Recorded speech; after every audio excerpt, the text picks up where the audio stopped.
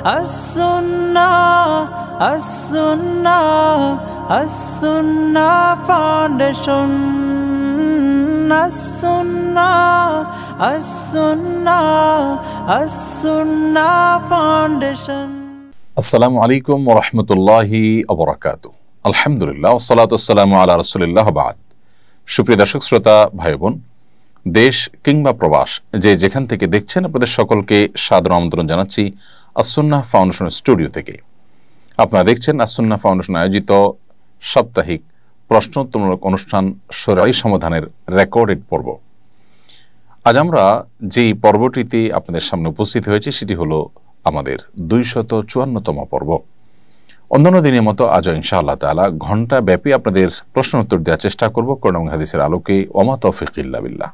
আপনার যে কোনো জীবন ঘনিষ্ঠ জিজ্ঞাসা এই পোস্টের মন্তব্যের ঘরে লিখুন, আমরা ইনশাআল্লাহ আপনার প্রশ্ন উত্তর দেওয়ার আপ্রাণ চেষ্টা অব্যাহত রাখব। প্রিয় দর্শক, as-sunnah ফাউন্ডেশনের কোনো আপডেট থেকে থাকলে সাধারণত আমরা আপনাদেরকে শুরুতে জানিয়ে থাকি। তারই ধারাবাহিকতায় আমরা আপনাদেরকে জানাতে চাই, বন্যা কবলিত ফেনীতে আমরা একটি বাঁধ নির্মাণের কাজ শুরু করেছি সংশ্লিষ্ট বিষয়ে এক্সপার্টদের পরামর্শক্রমে। সেটি আলহামদুলিল্লাহ কাজ সমাপ্তির দিকে। সেই সাথে আমাদের ইফতার বিতরণ কার্যক্রম যেটি দেশব্যাপী হয়ে থাকে প্রতি বছর, সেটি এবছরও শুরু হতে যাচ্ছে এবং এবছর আমরা প্রথমবারের মতো আমাদের আফতাবনগরে as-sunnah ফাউন্ডেশনের কার্যালয়ে যারা ইফতার সামগ্রী কিনে দিতে চান সেগুলোকে আমরা রিসিভ করছি। এর বাইরে প্যাকেজ এর ঘোষণা আমরা দিচ্ছি, সেই প্যাকেজ এর মূল্য পরিশোধ করলে আমরা আপনাদের তরফ থেকে রোজাদারদের কাছে দেশব্যাপী ইনশাআল্লাহ ইফতার পৌঁছে দেব। এই প্রজেক্টে আপনাদের শামিল হওয়ার সুযোগ আছে, যাদের সুযোগ আছে তৌফিক আছে তারা শামিল হওয়ার চেষ্টা করি। আল্লাহ আমাদেরকে তৌফিক দান করুন। প্রিয় দর্শক, চলুন আমরা আর বিলম্ব না করে যে সমস্ত প্রশ্ন ইতিমধ্যে চলে আসছে আমরা সেগুলোর উত্তর দেওয়ার পালায় প্রবেশ করি। আমি দেখতে পাচ্ছি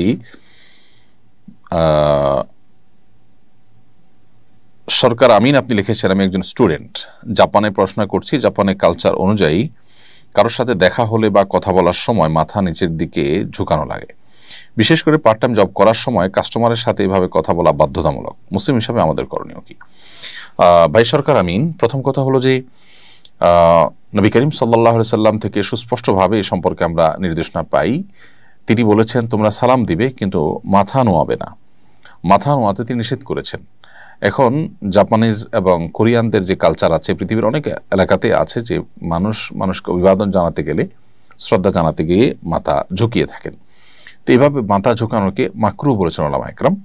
এর ফলে ঈমান চলে যাওয়া বা শিরক হয়ে যাওয়া বা বড় গুনাহ কাবিরা গুনাহ হওয়ার মতো কোনো ব্যাপার ঘটবে না, তবে একটি মাকরুহ বা অনুচিত একটি কাজ করা হবে।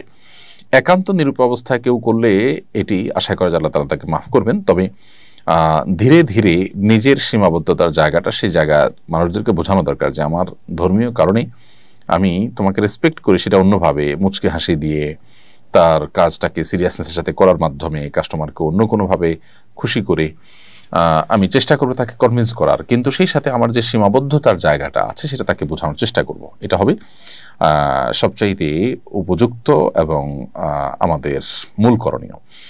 তার পাশাপাশি যদি এমন হয় যে আমি সেরকম একটা পরিবেশ পেতে সময় লাগবে, তাহলে আপাতত এটি আপনি করছেন, কিন্তু আপনি সেই সাথে এটাও জানেন যে হাদিসে এটি নিষেধ। তবে নিষেধাজ্ঞাটা হারাম বা শিরক পর্যায়ের না, এটা মাকরুহ পর্যায়ের।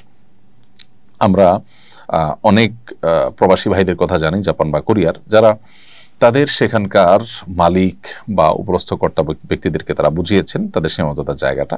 তো তারা অন্যভাবে একটু মাথা নোয়ান, একটু মাথা ঝোঁকান, কিন্তু অন্যদের মতো অতটা ভেঙে পড়েন না। এর মাধ্যমে তারা বোঝানোর চেষ্টা করেন যে আমরা আসলে ধর্মীয় কারণে তোমাকে আমি এটা করতে পারছি না, কিন্তু শ্রদ্ধায় কোনো কমতি নেই, শ্রদ্ধা প্রকাশের সকল পন্থা আমি অবলম্বন করছি। তো আপনি সম্ভব হলে সেই দিকে আপনি যাবেন এবং সম্ভব যেন হয় সেই চেষ্টা আপনার করতে হবে।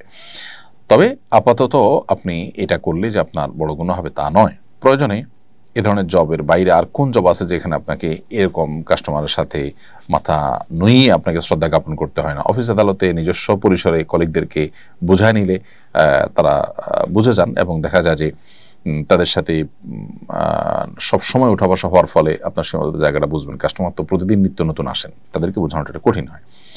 তো খোলাসা কথা হলো এটি হারাম বা কবিরা গুনাহ না হলেও মাকরুহ হবে। অ্যাভয়েড করার বুদ্ধি এবং উপায় আমাদের বের করা উচিত। এই জন্যই আসলে অমুসলিম প্রধান দেশে বা ভূখণ্ডে থাকলে আমাদের দিনের অনেক বিষয়ে কম্প্রোমাইজ করতে হয় অনেক বেশি। আল্লাহ তাআলা আমাদেরকে হেদায়েতের উপরে তাকওয়ার উপর টিকে থাকার তৌফিক দান করুন।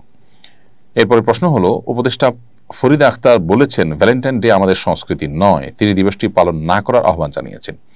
এই দিবসটি সম্পর্কে ইসলামিক দৃষ্টিকোণে আপনার মন্তব্য জানতে চাই।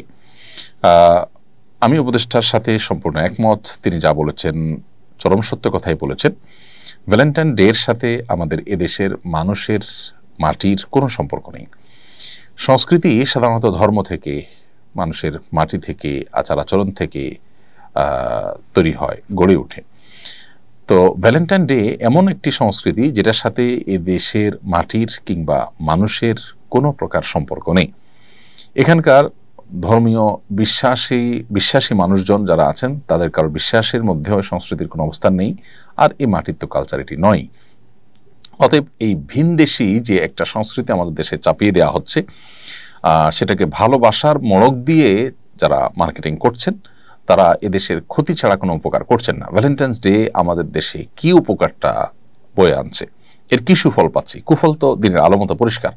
এর ফলশ্রুতিতে পরিবারগুলো ভেঙে পড়া, তারপর পরকীয়া, মা বাবার অবাধ্যতা, মাদক, প্রতারণা, আত্মহনন, নানাবিধ অপরাধ এখান থেকে সৃষ্টি হয়।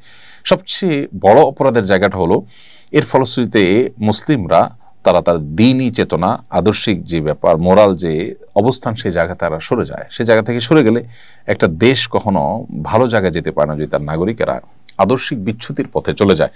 পরিবার ব্যবস্থা যদি ভেঙে পড়ে তাহলে সেটা আমাদের কারোর জন্য সুখকর নয়। ইতিমধ্যে সেটি কিন্তু হচ্ছে।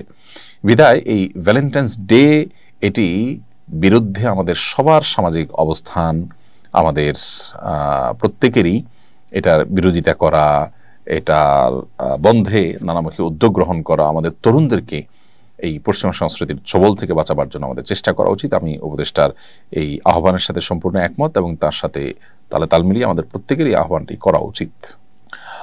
এরপরে আমার ওমর ফারুক আইডি থেকে আপনি লিখেছেন, আমি আমার বন্ধুর সাথে একটি মেয়ের সম্পর্ক স্থাপনে ভূমিকা রেখেছিলাম না বুঝে।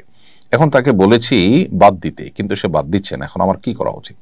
ভাই ওমর ফারুক, আপনি একটি অন্যায় কাজে, একটি গুনাহের কাজে একজনের সহযোগিতা করে আপনি নিজেও গুনাহে লিপ্ত হয়েছেন। কারণ আল্লাহ সুবহানাহু ওয়া তাআলা বলেছেন, তাআবানু আলাল বিররি ওয়াত তাকওয়া ওয়ালা তাআবানু আলাল ইসমি ওয়াল উদওয়ান। তোমরা ভালো কাজ এবং তাকওয়ার কাজে একে অন্যের সহযোগী হও, আর পাপ এবং সীমা লঙ্ঘনের কাজে কেউ কারোর সহযোগী হইও না। তো আপনি আপনার বন্ধুকে একটি গুনাহের পথে পা বাড়াতে আপনি সাহায্য করেছেন, বুঝে হোক না বুঝে হোক। তো এর দায় আপনার। এখন সে যদি ফিরে না আসে, সে তো অবশ্যই দায়ী, সে সাথে আপনার এখানে দায় আছে।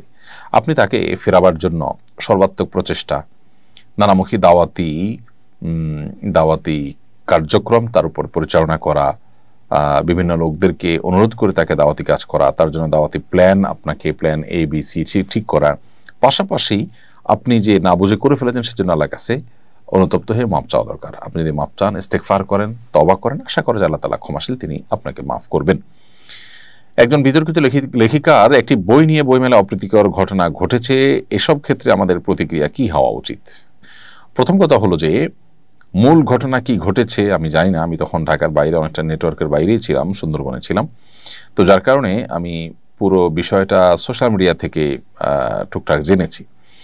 আমি দুটি ফুটেজ দেখেছি। একটি ফুটেজে আমি দেখেছি যে প্রকাশক তিনি যে সকল মাদ্রাসার ছাত্র এবং সাধারণ মানুষ, সেখানে কিন্তু মাদ্রাসার ছাত্রের বাইরেও সাধারণ মানুষ ছিল, তারা এসে তসলিমা নাসরিনের বই কেন রাখা হয়েছে সেটি জানতে চেয়েছেন। তসলিমা নাসরিনের কিছু বই নিষিদ্ধ আমরা জানি আমাদের দেশে। তো সেই জায়গা থেকে তারা প্রশ্ন করেছেন। তাছাড়া আমাদের সামাজিক অবক্ষয় হতে পারে সেই আশঙ্কা থেকে তারা হয়তো জানতে চেয়েছেন। তো তার বিপরীতে তিনি যে রিয়্যাক্ট করেছেন, যা বলেছেন এবং ছাত্রদের গায়ে হাত তুলেছেন, এটার ভিডিও কিন্তু দেখেছি। এরপর অবশ্য প্রকাশকের গায়ে হাত তোলার ভিডিও আমরা দেখেছি এবং প্রকাশক হেনস্থার শিকার হয়েছেন। তার মাথায় হেলমেট পরা, পুলিশের নিয়ন্ত্রণে যাওয়ার পরও এটি হয়েছে। তো মূলত এই ধরনের ঘটনা কেন ঘটে, আমরা যদি একটু গোড়ায় যাই তাহলে দেখতে পাবো যে আমাদের দেশে যারা চরম ইসলাম বিদ্বেষী বা মুসলিম বিদ্বেষী, এই মানুষগুলোর বই পুস্তক, তাদের লেখাজোখা আমাদের সমাজকে অস্থিতিশীল করে। সমাজকে অস্থিতিশীল করে এরকম ব্যক্তিদের লেখাজোখা, তাদের বই পুস্তক কেন বইমেলা রাখাটা জরুরি হবে, এটি আমার মনে হয় প্রথমে দেখা দরকার ছিল। দ্বিতীয়ত, কেউ এসে প্রকাশককে যদি জিজ্ঞেস করে তাহলে প্রকাশক সুন্দরভাবে তার উত্তর দিতে পারেন এবং নিয়মতান্ত্রিকভাবে বইমেলা কর্তৃপক্ষের কাছে বাংলা একাডেমির কাছে নালিশ করার জন্য তাদের পরামর্শ দিতে পারেন। অর্থাৎ অনেকভাবে এটাকে এড়িয়ে যাওয়া যেত। সাধারণ মানুষ আর একজন প্রকাশক, দায়িত্বশীল প্রকাশক যিনি সেখানে স্টল নিয়ে বইয়ের ব্যবসা করছেন, তার দুজনের ভূমিকা তো এক হবে না। তার জায়গা থেকে তিনি যদি এটাকে মিনিমাইজ করার চেষ্টা করতেন বা বিনয়ের সাথে এটাকে ডিল করার চেষ্টা করতেন, তারপরেও ছেলেরা চড়াও হতো, তাহলে এখানে এক চেটি আমি ছেলেদের পরে দোষারোপ করতে পারতাম। কিন্তু সেটা হয়নি, বরং এখানে দেখেছি আমরা দ্বিপাক্ষিক আপনার হাতাহাতি ঘটনা ঘটেছে এবং শুরুটা করেছে প্রকাশক, আমি যতটুকু দেখেছি ভিডিওতে। যাই হোক, সবচেয়ে বড় কথা হলো যে এখানে এই বই রাখা হয়েছে, স্টল দেওয়া হয়েছে, এটা নিশ্চয়ই বাংলা একাডেমি কর্তৃপক্ষ জানেন। বাংলাদেশে আমরা জানি যে ফ্যাসিস্টদের দোসররা তারা বিভিন্ন জায়গায় রন্ধ্রে রন্ধ্রে তারা বসে আছে এবং তারা ইচ্ছাকৃত এসব ঝামেলাগুলো পাকাবার জন্য নানান ইস্যু তারা তৈরি করছে। তো এই বিষয়গুলো সরকারকে এবং সংশ্লিষ্ট মহলকে সর্বোচ্চ সতর্ক থেকে মোকাবিলা করতে হবে। তাহলে সেক্ষেত্রে সমস্যার আগেই সমস্যার পথ বন্ধ হবে। সমস্যা হলে তারপর আমরা সমাধান কি করবো সেটা চিন্তা করলাম, কিন্তু সমস্যাটা বন্ধ করার আগে থেকে বন্ধ রাখার সুযোগ আমাদের হাতে আছে। আমার মনে হয় সেই জিনিসটা খেয়াল করা দরকার। আর দায়িত্বশীল জায়গা থেকে এই ঘটনার আদ্য প্রান্ত ভালো করে জেনে তারপরে আমাদের মন্তব্য করা উচিত। এবং মাদ্রাসা শিক্ষার্থীদেরকে আমি বলবো যে তাদেরও নাহি আনিল মুনকার বা অসৎ কাজে বাধা প্রদানের এই কাজটি করতে গেলে হিকমার সাথে করতে হবে, বুদ্ধিমত্তার সাথে করতে হবে, কোথায় কতটুকু করা যাবে, কোথায় কোন অ্যাপ্রোচে কোন উপায়ে করতে হবে, এইটুকু সেন্স থাকতে হবে এবং সেই সাথে বিদগ্ধ বিচক্ষণ আলেমদের তত্ত্বাবধানে পরামর্শ নিয়ে কাজ করতে হবে। আমি জানি না মাদ্রাসার ছাত্র কিংবা সাধারণ ভাইরা যারা করেছেন এখানে কোনো আলেমের পরামর্শ নিয়েছেন কিনা, যেহেতু একটা দিনী বিষয়, দিনী চেতনা থেকে তারা করেছেন। আমার মনে হয় যে গাইডলাইন যদি ফলো করে করা হয় দায়িত্বশীল এবং বিচক্ষণ ওলামাদের, তাহলে সেক্ষেত্রে এ ধরনের পরিস্থিতিতে মুমিনরাই সুফলটা তাদের ঘরে তুলতে পারবে, বদনামটা তাদের ঘরে তুলতে হবে না। বিধায় আমাদেরকে একটু দায়িত্বশীল এবং সচেতন হওয়ার চেষ্টা করতে হবে। আমি তাদের প্রতি উদাত্ত আহ্বান রাখতে চাই। এরপরে প্রশ্ন করেছেন একজন, আপনার নতুন বইগুলো কিভাবে সংগ্রহ করতে পারি? আমাদের নতুন বই এসেছে মাহে রমাদানের 27 আমল। মূলত আমরা রমাদান কেন্দ্রিক যে মাসনুন আমলগুলো আছে সেগুলো কিন্তু অনেকগুলো, আমরা অনেকে সেগুলো জানি না, সেই আমলগুলোকে আমরা একত্র করতে চেয়েছি। বিভিন্ন ভিডিওতে আমরা এই 27 আমল নিয়ে বক্তব্য দিয়েছি।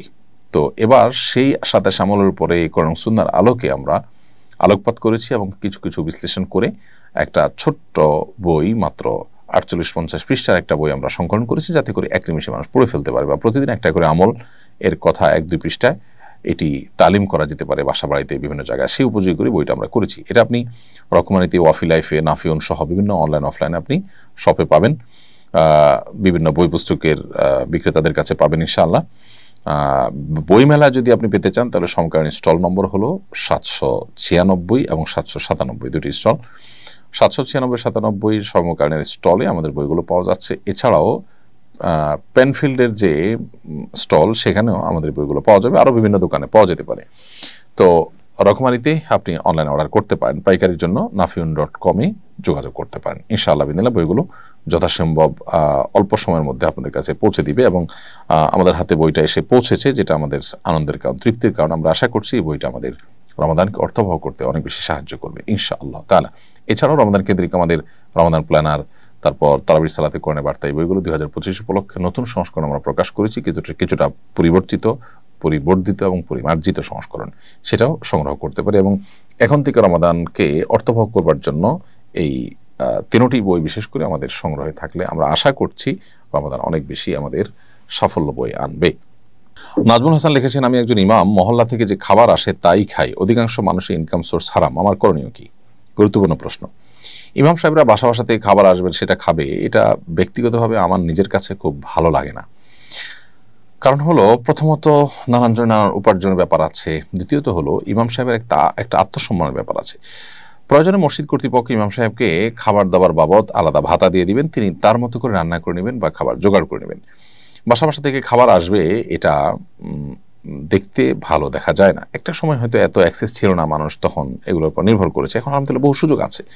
সো ইমাম সাহেবদের এই উপায় থেকে, এই পদ্ধতি থেকে তাদের বের হয়ে আসা উচিত এবং মসজিদ কর্তৃপক্ষেরও সেখানে সহযোগিতাপূর্ণ মানসিকতা থাকতে হবে। মূল প্রশ্ন উত্তর যদি আমরা আসি যে বেশিরভাগ মানুষের ইনকাম সোর্স হারাম, আপনার খাবার যে ইমাম হিসাবে আপনার খাবার যে বাসাগুলোতে আছে তাদের শুধু হারাম উপার্জনই আছে, কোনো হালাল উপার্জন নেই, এটা যদি আপনি জানতে পারেন তাহলে তাদের বাসার কোনো কিছু আপনার জন্য খাওয়া হালাল হবে না। আর যদি হালাল হারাম মিশ্রিত থাকে তাহলে আপনার চেষ্টা করতে হবে সেটা অ্যাভয়েড করার, কিন্তু সেটা খেলে আপনার জন্য হারাম হবে না। এই জন্য যে বাসাগুলোতে খাবার আছে সে বাসাগুলো ঠিক কোন ক্যাটাগরি তাদের উপার্জনটা সেটা আপনাকে বের করতে হবে, তারপর আপনি ডিসিশন আসতে সহজ হবে। আপনি কি এবছর বইমেলা আসবেন? বইমেলা সম্পর্কে আমরা মন্তব্য জানতে চাই। প্রিয় দর্শক, বইমেলা এবছর আসার সুযোগ হওয়ার সম্ভাবনা খুবই ক্ষীণ। খুবই ব্যস্ত শিডিউলের মধ্যে আমাকে থাকতে হচ্ছে এই বছর। তারপরও যদি আসতে পারি ইনশাআল্লাহ আমি চেষ্টা করব স্টলগুলো ঘুরে দেখা এবং কিছুটা হলেও জানান দেওয়া। আর বইমেলা আলহামদুলিল্লাহ আমাদের যাওয়া উচিত এবং বই কেনা উচিত, বই পড়া উচিত। যত বেশি আমরা বই পড়ব তত বেশি সমৃদ্ধ হব এবং আমাদের বইয়ের বাকেটে যেন কোরআনের কোনো ব্যাখ্যা গ্রন্থ, নবী সাল্লাল্লাহু আলাইহি ওয়াসাল্লামের কোনো হাদিসের কোনো ব্যাখ্যা গ্রন্থ কিংবা কোরআন ও সুন্নাহর আলোকে রচিত কোনো বই পুস্তক যেটা আমাকে আলোর পথ দেখাবে, যেটা আমাকে জান্নাতের পথ দেখাবে, সেরকম বই পুস্তক যেন থাকে। আজকাল আলহামদুলিল্লাহ আমাদের অনেক উদীয়মান তরুণ আলেম, এমনকি গায়রে আলেম, অনেকগুলো বই বের হয়েছে যে বইগুলো বেশ মানুষকে প্রেরণা দেয়, যে বইগুলো মানুষকে নাড়া দেয়, যেগুলো আধুনিক সময়ের যে আমাদের তরুণদের নিড আছে সেটাকে ফিল আপ করে। তো এই সমস্ত বইগুলো কেনার জন্য আমি আপনাদেরকে উদাত্ত আহ্বান করছি। জাহাঙ্গীর ফয়েজ আপনি লিখেছেন, এআই দিয়ে প্রাণীর ইমেজ ক্রিয়েট করা যায় আছে কিনা? এআই দিয়ে সম্পূর্ণ একজন মানুষের মতো ইমেজ ক্রিয়েট করার একটা ব্যাপার এখন আমরা দেখছি। সাধারণত যেই কারণে নবী করিম সাল্লাল্লাহু আলাইহি সাল্লাম ছবি অঙ্কন করতে নিষেধ করেছেন, এখানে সেই কারণটা অনেকখানি বিদ্যমান।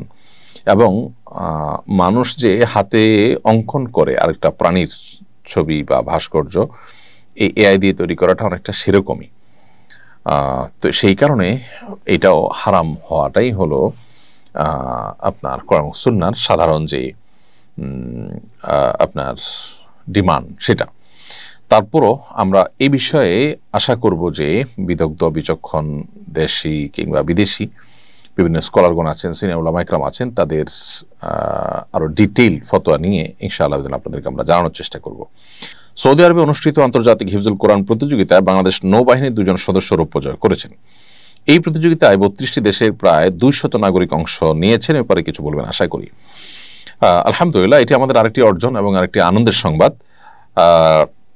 বাংলাদেশে ইতিপূর্বে আন্তর্জাতিক বিভিন্ন হিফজুল কোরআন বা কেরাত কম্পিটিশনে বাংলাদেশের মাদ্রাসার ছাত্রদের, হিফজের ছাত্রদের, কোনমতে শিশুদের তাদের বিভিন্ন অর্জনের কথা আমরা দেখেছি, জেনেছি যে তারা অনেকগুলো দেশকে পেছনে ফেলে তারা চ্যাম্পিয়নের মুকুট তারা নিয়ে এসেছেন বাংলাদেশে। এটি আমাদের জন্য অনেক বড় গৌরবের বিষয়। আলহামদুলিল্লাহ, আমাদের নতুন একটি গৌরবের সূত্র বা ইস্যু আমরা পেলাম যে মাদ্রাসার ছাত্রদেরকে ছাপিয়েও আলহামদুলিল্লাহ নৌবাহিনীর 2 জন সদস্য একই কাজ করেছেন। আমি সেজন্য নৌবাহিনীর সদস্যদেরকে অন্তরস্থল থেকে অভিনন্দন জানাই এবং সেই সাথে শুকরিয়া জানাই আল্লাহ তাআলার কাছে যে আল্লাহ তাআলা আমাদের সেনানৌ এবং বিমান বাহিনীতে অনেক ভাইরা আছেন যারা দিনকে ভালোভাবে চর্চা করার চেষ্টা করেন এবং এই বাহিনীগুলো আমাদের দেশের নিরাপত্তা, আমাদের ভূখণ্ডের নিরাপত্তার পাশাপাশি তারা নিজেদের মধ্যে নীতিনৈতিকতার যে চর্চা তারা করছেন, এটার সুফল আমরা পাবো, তারাও পাবেন ইনশাআল্লাহ তাআলা। নিশ্চয়ই তাদের এই দ্বীনি চেতনা, তাদের যে পেশাগত দায়িত্ব সেটা পালন করতে আরও বেশি তাদেরকে উদ্বুদ্ধ করবে এবং তাদের লক্ষ্য পানে এগিয়ে যেতে আরও বেশি সাহায্য করবে ইনশাআল্লাহ বিদিনিল্লাহ। একজন ইমানদার, আল্লাহর প্রতি বিশ্বাসী, জান্নাতে প্রত্যাশী যখন হবেন তখন তার জীবন বাজি রেখে যেখানে চ্যালেঞ্জ মোকাবেলা করা অনেক সহজ হয়। তো আমি আবার অভিনন্দন জানাচ্ছি নৌবাহিনীর 2 জন সদস্য ভাইয়ের প্রতি এবং অন্যান্য সদস্য ভাইরা যারা আছেন বা অফিসাররা যারা আছেন তাদেরকে আমরা বলবো, আসলে এজ এ মুসলিম আমরা কোরআনকে জানার চেষ্টা করি, কোরআনকে বোঝার চেষ্টা করি, কোরআন সুন্নাহর আলোকে জীবনকে আলোকিত করি এবং সাজাবার চেষ্টা করি। আল্লাহ আমাদেরকে প্রত্যেককে আমাদের জীবনে কোরআন সুন্নাহর রিফ্লেক্ট যেন হয় সেজন্য আমাদেরকে সেভাবে কাজ করার তৌফিক দান করুন। নূর মোহাম্মদ আপনি লিখেছেন, আমি যখন 4র্থ শ্রেণীতে পড়ি তখন হুজুরের মায়ের ভয়ে না বুঝে কোরআন ধরে মিথ্যা কথা বলেছিলাম। তখন আমি ছোট ছিলাম, তেমন কিছুই বুঝতাম না, এখন করণীয় কি? নূর মোহাম্মদ, ছোট অবস্থাতে না বুঝে যদি আপনি এটি করে থাকেন এর জন্য আশা করা যায় আল্লাহ তাআলার কাছ থেকে আপনি নিষ্কৃতি পাবেন, নাজাত পাবেন, কারণ আপনার তখনও প্রাপ্তবয়স্ক হওয়ার কথা নয়। যেহেতু আপনি প্রাপ্তবয়স্ক হননি, অতএব আপনার তখনকার কোনো গুনাহ আপনার আমলনামায় লেখা হবে না। তবে অবশ্যই আপনার এখন থেকে সংকল্প থাকা উচিত যে এই ধরনের ভুল যেন আমার আর না হয়। মিথ্যা কথা বলা আল্লাহ তার কাছে জঘন্য অপরাধ, সেখানে আল্লাহর কালামকে ধরে মিথ্যা কথা বলা সন্দেহাতীতভাবে সেটার মধ্যে মাত্রা আরও যোগ করে। তবে আপনি যেহেতু শৈশবে ছিলেন, আশা করা যায় আল্লাহ তাআলা কাছে এর জন্য আপনার কোনো পাকড়াও হবে না। কারণ নবী করিম সাল্লাল্লাহু আলাইহি ওয়াসাল্লামের একটি হাদিস রয়েছে যে 3 ব্যক্তির কোনো অপরাধ বা গুনাহ লেখা হয় না। এর ভিতরে একজন হলেন মস্তিষ্ক বিকৃত মানুষ বা মানসিক অসুস্থ মানুষ, তিনি সুস্থ হওয়ার আগ পর্যন্ত তা যা করেন তার জন্য কোনো আমল লেখা হয় না। আরেকজন হলো ঘুমন্ত ব্যক্তি, যিনি ঘুম থেকে জাগার আগ পর্যন্ত ঘুমের মধ্যে স্বপ্নের মধ্যে কোনো অন্যায় করলে সেটার জন্য তার দায় নাই। আর আরেকজন হলেন শিশু, প্রাপ্তবয়স্ক হওয়া বা বালক হওয়ার আগ পর্যন্ত কোনো গুনাহ করলে বা কোনো পাপ করলে তার জন্য আল্লাহর কাছে কোনো জবাবদিহিতা নেই। এনামুল হাসান, আপনি দেখেছেন আমার ছোট ভাই বাবা মায়ের অনুমতি ছাড়া বিয়ে করে বাসা থেকে চলে যায়। এরপর থেকে বাবা ওর সাথে কথা বলে না। এমনকি তিনি মাকে বলেছেন, তুমি যদি আমার ছেলের কাছ থেকে কোনো পয়সা নাও, তুমি যদি তোমার ছেলের কাছ থেকে কোনো পয়সা নাও, কিয়ামতের মাঠে আমি তোমাকে মাফ করব না। আমার পরিবার খুব ঋণের মাঝে আছে, তাই মা ওর কাছ থেকে নিরুপায় হয়ে টাকা নেন, এতে কি মার গুনাহ হচ্ছে?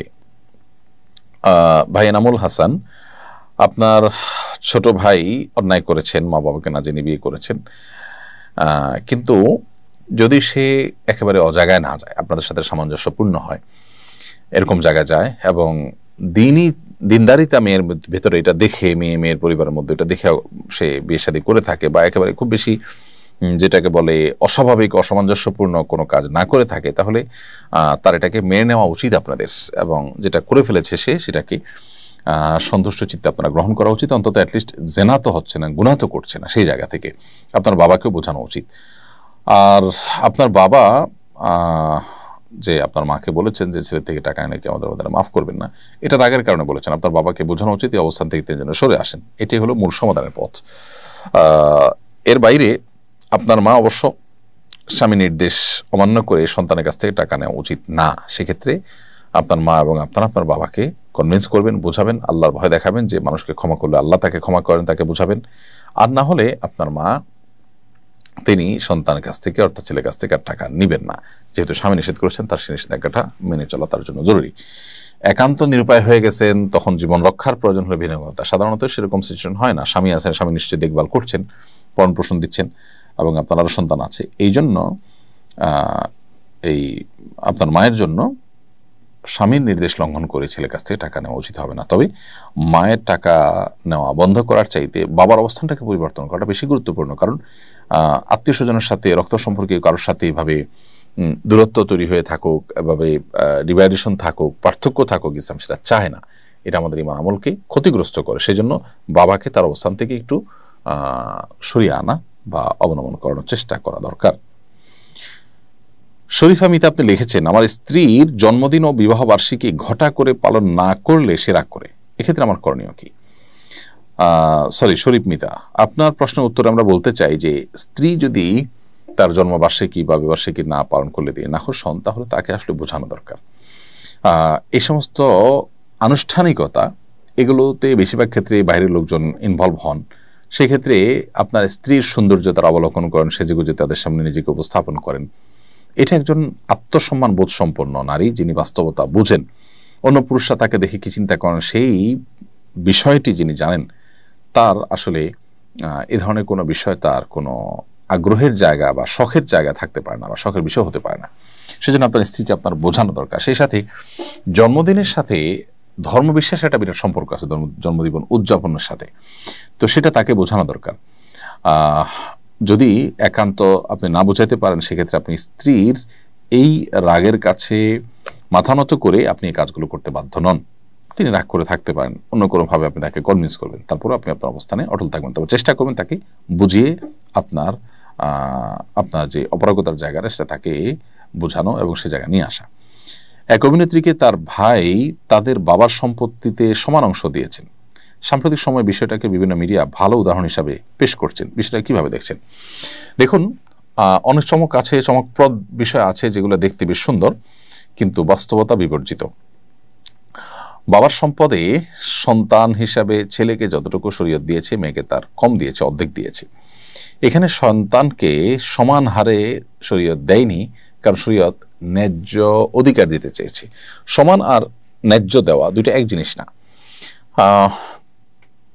আপনি আপনার বোনকে আপনার বাবার সম্পদে যতটুকু আপনি ভাগ পান সমান হারে দিয়ে দিয়েছেন, এই দিয়ে দেওয়াটা যদি আপনার পক্ষ থেকে স্বেচ্ছায় হয়, সমান কেন, আপনি পুরাটুকু দিয়ে দেন যে আমি নেবই না, সেটা তো ভালো। যদি বোন অভাবী হয় আপনি দিলেন, শরীয়ত সেটা নিষেধ করে না। কিন্তু আপনি যদি মনে করেন যে এটা তার প্রাপ্য, এটা তার অধিকার এবং তাকে এটা দেওয়া উচিত, আমি না দিলে জুলুম করব, তাহলে সেক্ষেত্রে আপনার ইমান নিয়ে টানাটানি দেখা দিবে। কারণ বাবা মায়ের সম্পদে তার জন্য শরীয়ত আপনার সমান অংশ রাখে নাই। কেন রাখে নাই? আপনি আপনার স্ত্রীর ভরণ পোষণ করতে বাধ্য, আপনার বোন তার নিজের ভরণ পোষণ এর দায়ভার বহন করতে তিনি বাধ্য নন। শরীয়ত যার খরচ যত বেশি আছে তাকে বেশি বেশি দিতে বলেছে, যার খরচ কম বা খরচ নাই টোটালি তাকে কম দিতে বলেছে। এখানে এই কম দেওয়াটা এটা অবিচার নয়, বৈষম্য নয়, ন্যায্যতা, যেখানে যতটুকু প্রয়োজন। যাদের ফ্যামিলি ব্যবস্থাপনার প্রতি অ্যালার্জি আছে, যারা চায় মানব সভ্যতাই পৃথিবীতে সংকটের মধ্যে পড়ুক, ফ্যামিলি ব্যবস্থাপনা ভেঙে পড়ুক, মানুষের জন্মের হার কমে যাক, তারা মূলত এটাকে প্রমোশন করে। কারণ এর মধ্য দিয়ে একজন নারী তিনি পুরুষের সমান সমান পরিবারে অংশগ্রহণ করবেন অর্থনৈতিকভাবে, এবং এর মাধ্যমে স্বামী স্ত্রীর মধ্যকার এমনি সম্পর্ক ঠুনকো হয়ে যাচ্ছে আমাদের সমাজে, সেটা আরও ঠুনকো হবে। আমরা দেখি পৃথিবীর উন্নত দেশগুলোতে কি অবস্থা হয়ে গেছে পরিবার ব্যবস্থাগুলো। সবাই যার যার জায়গায় অতি স্বাধীনতা, এটা ভোগ করার ফলে যেটা হয়েছে যে তাদের মধ্যে দাম্পত্য জীবনের সুখ, তারপরে তাদের পরস্পরের প্রতি ভালোবাসা এবং সন্তান গ্রহণ করা, একটা সুন্দর সংসার গড়ে তোলা, এগুলোর প্রয়োজনে তারা অনুভব করে না। প্রত্যেকে যার যার নিজেকে স্বয়ংসম্পূর্ণ মনে করে এবং তিনি তথাকথিত লাইফকে এনজয় করার নামে এগুলো করেন, যদিও প্রকৃত এনজয় হয় পারিবারিক ব্যবস্থাপনার মাধ্যমে। সেজন্য অভিনেত্রীর ভাই তাকে বাবার সম্পত্তিতে সমান দিয়ে তিনি উদারতার পরিচয় দিয়েছেন। যদি তার নিজে থেকে তিনি দিয়ে থাকেন, আল্লাহর বিধানের প্রতি তার যদি কোনো সংশয় থাকে, তাহলে সেটা তার ঈমান হরণ করার বিষয় হবে। আমাদের এক শ্রেণী মিডিয়া আছে যারা পশ্চিমা বিভিন্ন সংস্কৃতিকে দেশে প্রমোট করে থাকে, যারা এই দেশের সংস্কৃতির বিরুদ্ধে অবস্থান নিয়ে থাকে, তারা এগুলোকে নানাভাবে ভালো উদাহরণ হিসাবে দেখাবে। এর চাইতে হাজারটা ভালো উদাহরণ আমাদের সমাজে আছে। সেটা কিন্তু তারা দেখবেন যে অবলীলায় এড়িয়ে যান। তারা একটা নির্দিষ্ট এজেন্ডা বাস্তবায়ন করার জন্য মূলত এই প্রক্রিয়াটা অবলম্বন করেন। আল্লাহ তাআলা আমাদেরকে তাদের সমস্ত ষড়যন্ত্র থেকে হেফাজতে রাখুন। এমনি রাসেল লিখেছেন যে নারীরা কথায় কথা অভিশাপ দেয়, তার বিধান কি? তাদের দোয়া কি কবুল হবে? নারী হোক আর পুরুষ হোক, কথায় কথা অভিশাপ দেওয়াটা এটা ভালো জিনিস নয়। নবী করিম সাল্লাল্লাহু আলাইহি সাল্লাম তার সম্পর্কে হাদিসে বর্ণিত হয়েছে যে নবী করিম সাল্লাল্লাহু আলাইহি সাল্লাম তিনি লাআন, তাআন, ফাহিশ এবং বাযী ছিলেন না। অর্থাৎ কথায় কথা অভিশাপকারী, মানুষকে দোষারোপকারী, তারপর অশ্লীল উক্তিকারী, অশ্লীল কাজ করা মানুষ, অথবা নিচু কথা বলা, নিচু চিন্তার, এরকম কোনো চরিত্রের থেকে আল্লাহ নবী সাল্লাল্লাহু আলাইহি ওয়াসাল্লাম পবিত্র ছিলেন। তার মানে তিনি কখনো এগুলো করতেন না। তো সেজন্য কোনো নারী হোক আর কোনো পুরুষ হোক, যিনি কথায় কথা মানুষকে অভিশাপ দেন, তিনি অবশ্যই গুনাহগার, তিনি অবশ্যই পাপিষ্ঠ, এবং এটা অভিশাপ দেওয়াটা একটা গুনাহ। মানুষের প্রতি আপনি কোনো কারণে অসন্তুষ্ট হয়ে আপনি যদি কিছু তাকে ভৎসনা করতে চান, তাহলে এমন শব্দ বলবেন যেটাতে অভিশাপ নেই বরং দোয়া আছে। যেমন একজন মানুষ খারাপ কাজ করছে, আল্লাহ তোমাকে হেদায়েত দান করুক, তুমি খারাপ কাজ থেকে ফিরে আসো, এটা উৎসাহ প্রকাশ করে মানুষ বলতে পারে। কিন্তু যদি আপনি তাকে বদদোয়া দেন, তাহলে সেক্ষেত্রে আপনি নিজে গুনাহগার হবেন। অতএব এটা নারী পুরুষ সবার জন্য সমান। কিন্তু এর মানে এই না যে অভিশাপ দিলে তার দোয়া কবুল হবে না, এমন কোনো কথা কোরআন হাদিসে কোথাও নেই। তবে পাপিষ্ঠ হওয়ার কারণে আল্লাহর রহমত থেকে তিনি বঞ্চিত হবেন, সেটা তো বলাই ভালো। আমাদের মা বোনেরা ইফতারের সময় হওয়া সত্ত্বেও মসজিদে আজান না দেওয়া পর্যন্ত ইফতার করেন না। মহল্লার মসজিদে আজান না দিলে কি ইফতার করা যাবে না? দেখুন, মহল্লার মসজিদে আজান না দিলে ইফতার করা যাবে না ব্যাপারটা তা না। ইফতারের সম্পর্ক আজানের সাথে নয়, সূর্য ডোবার সাথে। সূর্য ডুবেছে এটা নিশ্চিত হয়ে গেলে আপনি ইফতার করে ফেলবেন। যে ইমাম সাহেব আজান দিচ্ছেন, যারা আজান শুনে আপনি ইফতার করবেন, তার আগ মুহূর্তে আপনি ইফতার করবেন না। ওই মুয়াজ্জিন সাহেব বা ইমাম সাহেব নিজে তো আগে সূর্য ডুবার পরে কিছু মুখে দিয়ে তারপর আজান দেন, তাহলে আপনার আগে তিনি ইফতার করেছেন, আপনি কেন ইফতার পরে করবেন? নবী করিম সাল্লাল্লাহু আলাইহি ওয়াসাল্লাম বলেছেন, এই উম্মত ততদিন পর্যন্ত কল্যাণের মধ্যে থাকবে মা আজ্জাল ফুতুর ও আখারুস সুহুর, যতদিন তারা ইফতার তাড়াতাড়ি করবে এবং সাহারি দেরিতে করবে, ততদিন পর্যন্ত তারা কল্যাণের মধ্যে থাকবে। বিধায় সময় হওয়ার পর ইফতার তাড়াতাড়ি করে ফেলা উচিত, বিলম্ব করা উচিত না, নামাজ আজানের জন্য অপেক্ষা করা উচিত না যদি সূর্য ডোবাটা নিশ্চিত হয়ে যায়। এরপর হিসাম লিখেছেন, ছোট বাচ্চাকে গোসল করিয়ে ব্যবহৃত পানি টয়লেটের কমোডে ফেললে কি বাচ্চার কোনো ক্ষতি হবে? কোনো অসুবিধা নেই। বাচ্চাকে গোসল করানোর পর অতিরিক্ত পানি বা ব্যবহৃত পানি যেটা আছে সেটা টয়লেটে কমোডে আপনি ফেলে কমোড পরিষ্কার করলে সেটা করতে পারেন, ড্রেনে চলে যেতে পারে। একদম কমোডে কোনো অর্থ ছাড়া, কোনো বিশেষ কোনো উপকারিতা ছাড়া জাস্ট শুধু ঢেলে দিলেন, সেটা না করে যদি আশপাশে কোনো গাছে ঢালা যায় বা কমোড পরিষ্কার করার কাজ বা টয়লেট পরিষ্কার করার কাজও করা যায়, তারপর সেটা উত্তম। খোলাসা কথা হলে কোনো অসুবিধা নেই, শিশুর কোনো ক্ষতি হবে না। এরপর প্রশ্ন হলো 15 শাবানের করণীয় বর্জনীয় সম্পর্কে জানতে চাই। 15 শাবান বা মধ্য রজনীতে আমরা অবস্থান করছি। এই রাতে আল্লাহ তাআলা মুশরিক এবং হিংসুক মানুষের প্রতি শত্রুতা পোষণকারী এই মানুষগুলো ছাড়া আল্লাহ তাআলা বাকি মুসলমানদেরকে সাধারণ ক্ষমা ঘোষণা করে। সেই জন্য আল্লাহর ক্ষমা লাভের জন্য আমাদের চেষ্টা থাকতে পারে। অবশ্যই এই ধরনের ঘোষণা আল্লাহ তাআলা প্রত্যেক দিনেই ভোর রাতের অর্থাৎ রাতের শেষ 1/3 যখন হয় তখন আল্লাহ সুবহানাহু ওয়া তাআলা বান্দাকে ডেকে ডেকে ভাবে ক্ষমা করে থাকেন, সেটি বলা আছে প্রতি রাতেই। তো শাবানের মধ্য রজনীতে পুরো রাত জুড়েই এটি প্রযোজ্য হাদিসের আলোকে বোঝা যায়। কিন্তু এ রাতে ভাগ্য নির্ধারণ করা হয়, এরাতে হালুয়া রুটি খাওয়া উত্তম বা সওয়াবের কাজ, কিংবা এ রাতে মসজিদে সমবেত হয়ে জিকির আজকার, সম্মিলিতভাবে দোয়া, অথবা এর জন্য বিশেষ কোনো আয়োজন করতে হবে, আলোকসজ্জা করতে হবে মসজিদগুলোতে, গোসল করতে হবে, কবরস্থান জিয়ারত করতে হবে, এরকম আরো নানাবিধ ধারণা আমাদের সমাজে আছে, যার কোনোটি আসলে কোনো হাদিস, বিশুদ্ধ কোনো হাদিস দ্বারা সাব্যস্ত নয়। এই জন্য মধ্য শাবান রাত আল্লাহ তাআলা ক্ষমা করেন, হাদিসে আছে। আপনি ক্ষমা পাওয়ার জন্য চেষ্টা করবেন। আর রাতভর ইবাদত, দিনভর রোজা রাখার আলাদা আলাদা মানে পৃথক পৃথক ফজিলতের কথা বলা আছে, সেগুলো একটাও কিন্তু বিশুদ্ধ কোনো হাদিস দ্বারা প্রমাণিত নয়। এরপরের প্রশ্ন হলো আরিফুল আপনি লিখেছেন, আমার বাবার আমি এক ছেলে, আমার 2টা বোন আছে। ছোট থাকতে বাবা আমার নামে কিছু সম্পত্তি লিখে দিয়েছেন। বাবা মারা গেছেন, এখন আমার নামে লিখিত সম্পত্তির অংশ থেকেও কি আমার বোনেরা পাবেন? দেখুন, আপনার বাবা আপনাদের ছোট থাকতে যখন সম্পত্তি লিখে দিয়েছেন, যদি সমান হারে লিখে দিয়ে থাকেন সন্তানদের মধ্যে, তাহলে সেটা যথেষ্ট হয়েছে। আর যদি হেরফের করেন, কাউকে বেশি কাউকে কম দিয়ে গেছেন, কারোর প্রতি পার্সিয়ালিটি করেছেন, তাহলে সেক্ষেত্রে ওইটা দিয়ে এখন ব্যালেন্স করে সমান করতে হবে, বাস এটুকু। যদি সেটা না করে থাকেন, তিনি সমান হারে দিয়ে যান, জীবদ্দশায় উপহার হিসাবে দিলে সমান হারে দিবে, সেটা দিয়ে যদি তিনি যান, ইনশাআল্লাহ এখন আর আপনাদের ওইটা নিয়ে কিছুই করতে হবে না।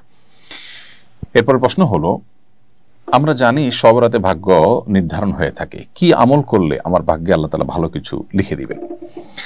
প্রিয় দর্শক, শবে বরাতে বা মধ্য শাবানের রাতে ভাগ্য নির্ধারণ করার কথাটি বিশুদ্ধ কোনো হাদিস দ্বারা প্রমাণিত নয়, বরং সূরা দুখান থেকে আমরা জানতে পারি আল্লাহ তাআলা লাইলাতুল কদরে মানুষের গুরুত্বপূর্ণ বিষয়গুলো ধার্য করে থাকেন। আল্লাহ বলেছেন, ফিহা ইউফরাকু কুল্লু আমরিন হাকিম, যে রাতে কোরআন নাজিল হচ্ছে সে রাতেই গুরুত্বপূর্ণ সব বিষয়গুলো ধার্য হয়ে থাকে। বিধায় একজন মুসলমান তিনি লাইলাতুল কদরে তার নসিব ভালো কিছু যেন হয়, সেজন্য তিনি সচেষ্ট থাকবেন। এর বাইরে শবে বরাত বা মধ্য শাবানের রাতে ভাগ্য নির্ধারণ হয়ে থাকে সারা বছরের, এই মর্মে হাদিস থাকলেও সেটি বিশুদ্ধ নয়।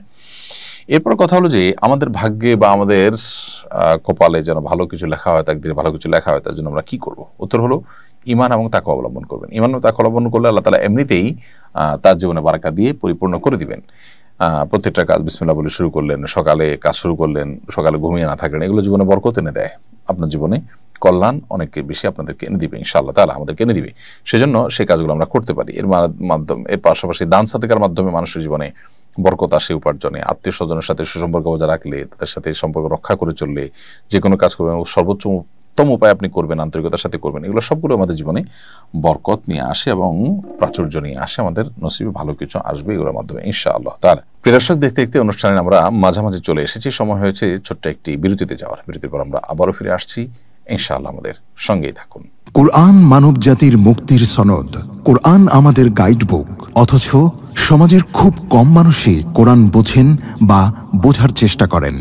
বছর জুড়ে কোরআন চর্চার লক্ষ্যে শুরু হলো আস-সুন্নাহ ফাউন্ডেশনের যাবৎকালের সর্ববৃহৎ প্রতিযোগিতা কোরআন বর্ষ। 2024 রমজান থেকে 2025 রমজান পর্যন্ত 6 ধাপে অনুষ্ঠিত হতে যাচ্ছে আল কোরআনুল কারীম পাঠ ও প্রতিযোগিতা। বিজয়ীদের জন্য থাকছে 3টি উমরা, 1টি কম্পিউটার, 5টি ব্যক্তিগত লাইব্রেরি, 6টি কিন্ডেল রিডার সহ 15 লক্ষ টাকার মূল্যবান সব পুরস্কার। আল্লাহ সুবহানাহু ওয়া তাআলা আমাদেরকে ভালো কাজে একে অন্যের সঙ্গে প্রতিযোগিতায় অবতীর্ণ হওয়ার নির্দেশ করেছেন।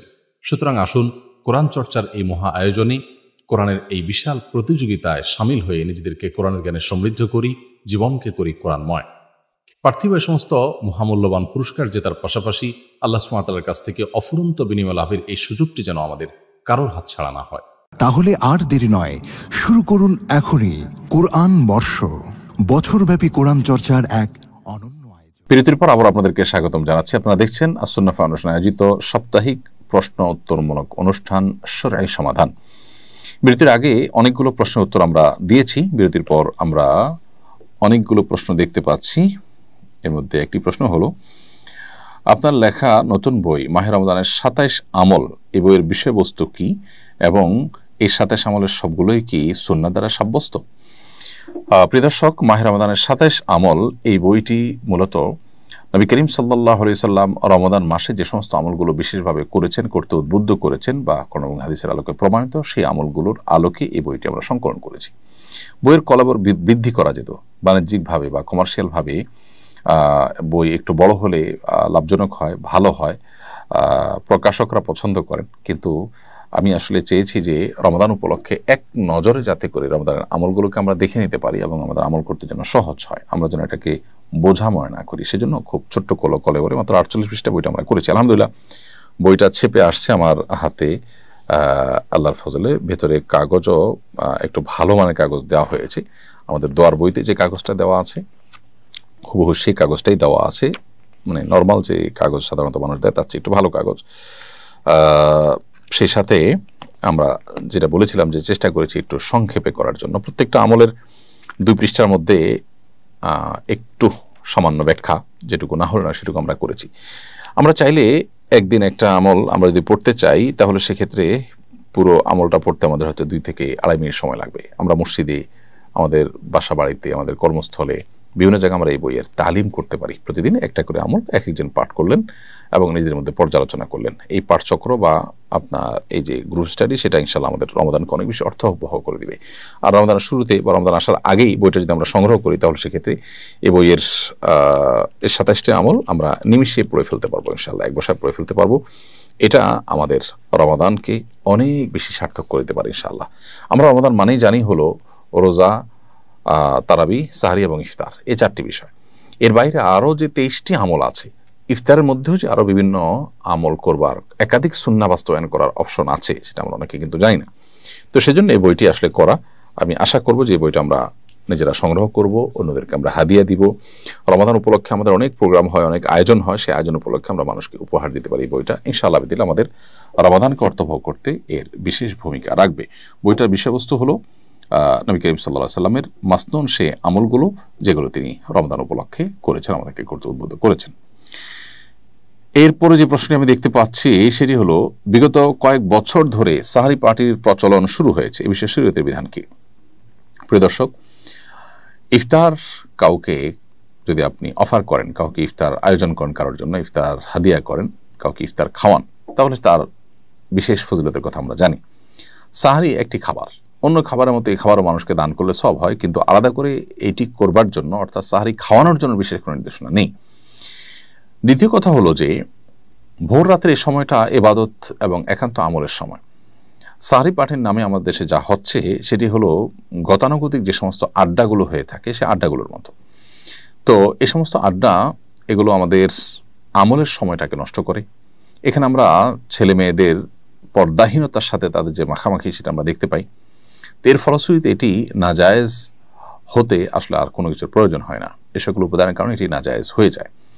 সবচেয়ে বড় বিষয় হলো যে আমরা সাহারি পার্টির নামে যে ভোগ বিলাসে মত্ত হয়ে আমাদের রমাদানের ভোর রাতের মূল্যবান সময়টাকে আমরা নষ্ট করে ফেলছি। রমাদান বা সিয়াম আসলে যে জন্য এসে, যেটা তার বহু বিপরীত। তো সেজন্য এই প্রচলন আমাদের বন্ধ করা দরকার এবং এটাকে নিরুৎসাহিত করা উচিত। আপনি যদি মানুষকে সাহারি খাওয়াতে চান তাহলে বহু গরিব মানুষ আছেন, বহু নিম্ন মধ্যবিত্তের মানুষ আছেন যারা মানুষের কাছে হাত পাততে পারেন না। আবার দেখা যায় যে তাদের পুষ্টিকর খাবার দিয়ে একটু সাহারি খাবার ব্যবস্থা করবেন, বাচ্চাদের ফ্যামিলি লোকদের সে ব্যবস্থা করতে পারেন না। আপনি তাদের বাসায় কিছু মাছ, কিছু গোশ, কিছু বাজার করে পাঠিয়ে দেন, আপনি কিছু সাহারি পাঠিয়ে দেন। নিজেদের বন্ধুবান্ধবদেরকে নিয়ে রেস্টুরেন্টে বসে ভোর রাতে আড্ডাবাজি করা, এটা খুবই দুর্ভাগ্যজনক। আমাদের ইবাদতের একেবারে যে কোর জায়গাগুলো আছে সেগুলোকে আমরা এই আপনার আড্ডা এবং ভোগবিলাসে আমরা সেগুলোকে নষ্ট করে ফেলছি। ভোগবাদী এই পৃথিবীতে সবকিছুকে আমরা ভোগ করার মানসিকতা নিয়ে দেখার চেষ্টা করি, এটা আমাদের একটা দুর্ভাগ্যজনক বাস্তবতা। হালাল উপার্জনের গুরুত্ব নিয়ে আলোচনা করবেন প্লিজ। হালাল উপার্জনের গুরুত্ব নিয়ে যদি আলোচনা করতে চাই, আমরা বলবো যে আমাদের ইবাদত এবং আমাদের দোয়া কবুল হওয়ার জন্য হালাল উপার্জন থাকা পূর্ব শর্ত। একজন মানুষ ব্যক্তিগতভাবে যত আমলদারি হোক না কেন, উপার্জন যদি হারাম হয় তাহলে নবী সাল্লাল্লাহু আলাইহি ওয়াসাল্লাম হাদিস রয়েছে তার শরীর জাহান্নামে যাওয়ার জন্য অধিকতর উপযুক্ত। এজন্য নেকামল এর পরিমাণ বেশি করতে না পারলেও উপার্জন যেন হারাম না হয়, উপার্জন যেন হালাল থাকে সে বিষয়ে আমাদের সচেষ্ট থাকতে হবে। আল্লাহ সুবহানাহু ওয়া তাআলা কোরআনে কারিমে নবী রাসূলদেরকে নির্দেশ করেছেন, ইয়া আইয়ুহার রুসুলু কুলু মিনাত তাইয়্যিবাত ওয়া আমালু সালিহা। কোরআনে কারিমের এই আয়াতে আল্লাহ বলেছেন, হে রাসূলগণ তোমরা হালাল ভক্ষণ করো, এরপরে বলেছেন তোমরা নেকামল করো। তাহলে বোঝা গেল হালাল ভক্ষণ করার গুরুত্বটা সাধারণ নেকামল করার চাইতে কোনো অংশে কম নয়। তো সেজন্য আমাদের হালাল উপার্জনের ব্যাপারে সর্বোচ্চ সচেষ্ট থাকতে হবে। সাহরি ইফতারে কী ধরনের খাবার খাওয়া উচিত এ বিষয়ে সুন্নাহ নির্দেশনা কি? সাহরি এবং ইফতার উভয় খাবারে যে কোনো স্বাস্থ্যসম্মত হালাল খাবার আপনি গ্রহণ করবেন, তবে সাহরি এবং ইফতার উভয়টিতেই খেজুর দিয়ে সাহরি করা বা খেজুর দিয়ে ইফতার করা সুন্নাহ। নবী সাল্লাল্লাহু আলাইহি সাল্লাম সাহরি সম্পর্কে বলেছেন, নি'মা সাহুল মুমিন আত-তামর, ইমানদারের সবচেয়ে উত্তম সাহরি হলো খেজুর। আর ইফতারের ব্যাপারে তো নবী করিম সাল্লাল্লাহু আলাইহি সাল্লাম থেকে সাব্যস্ত হয়েছে তিনি সাধারণত কাঁচা আধা পাকা আধা কাঁচা খেজুর দিয়ে ইফতার করতেন। আর সেটা না পেলে সাধারণ খেজুর সেটা না পেলে তিনি এক কোষ পানি এটা দিয়ে ইফতার করতেন। তো এখান থেকে বোঝা যায় যে ইফতার এবং সাহরি বইটাতে খেজুর থাকলে সেটা উত্তম হয়। তবে স্বাস্থ্যসম্মত হালাল যে কোনো খাবার দিয়ে আমরা সাহরি ইফতার করলে সাহরি ইফতার হয়ে যাবে ইনশাআল্লাহ তাআলা। তরুণরা কিভাবে দৈনন্দিন জীবনে নবী মুহাম্মদ সাল্লাল্লাহু আলাইহি সাল্লামের মহৎ গুণাবলী অনুসরণ করতে পারে? আমাদের তরুণরা নবী করিম সাল্লাল্লাহু আলাইহি সাল্লামের জীবনী, তার সিরাত, এটা চর্চা করার জন্য তার সিরাতকে জানতে হবে। জানার জন্য নবী সাল্লাল্লাহু আলাইহি সাল্লামের জীবন ইতিহাসমূলক যে কোনো বই, রহমতুল্লাহ আলামিন, আর রাহিকুল মাখতুম, অথবা আরও ডক্টর আলী সাল্লাবির যে নবী সাল্লাল্লাহু আলাইহি সাল্লামের জীবন ইতিহাসের বই, এগুলো আমরা পড়তে পারি, এগুলো আমাদের পাঠ্য তালিকায় থাকতে পারে। সেগুলো আমাদেরকে ইনশাআল্লাহ নবী সাল্লাল্লাহু আলাইহি সাল্লামের মহৎ গুণাবলীকে অনুসরণ করতে উদ্বুদ্ধ করবে, সাহায্য করবে ইনশাআল্লাহ তাআলা। স্বপ্নদোষ হলে কি রোজা ভঙ্গ হয়? স্বপ্নদোষ হলে রোজা ভঙ্গ হয় না। আমরা অনেকে মনে করি যে স্বপ্নদোষ হলে রোজা ভঙ্গ হয়। স্বপ্নদোষে যেহেতু মানুষের বীর্যপাত হয়ে থাকে তার ইচ্ছার বাইরে, যার কারণে এর ফলশ্রুতিতে তার রোজা ভঙ্গ হবে না। তবে গোসল ঠিকই ফরজ হয়ে যাবে, বিধায় স্বপ্নদোষ হলে উঠে তাকে নিয়মতান্ত্রিকভাবে শরীর এবং কাপড় পাক করে গোসল করে তারপর তাকে নামাজ পড়তে হবে, তবে রোজা কন্টিনিউ করবেন। আমাদের ভার্সিটির ক্যাম্পাসে বিভিন্ন উপলক্ষে কনসার্ট আয়োজিত হয়। আমরা যারা ইসলামী নীতিকে ধারণ করতে চাই তারা কি কি বাস্তব পদক্ষেপ নিতে পারি যাতে এমন কার্যক্রম নিরুৎসাহিত হয় এবং একটি ইসলামী উপযোগী পরিবেশ গড়ে তোলা যায়? দেখুন, বিশ্ববিদ্যালয় ক্যাম্পাসগুলোতে বিভিন্ন উপলক্ষে যে কনসার্ট হয়ে থাকে, এই কনসার্টগুলো যারা আয়োজন করে তারা বেশিরভাগই বয়সে তরুণ। দিনী চেতনা তরুণদের মধ্যে কমে যাওয়ার কারণে কিন্তু এগুলো হচ্ছে।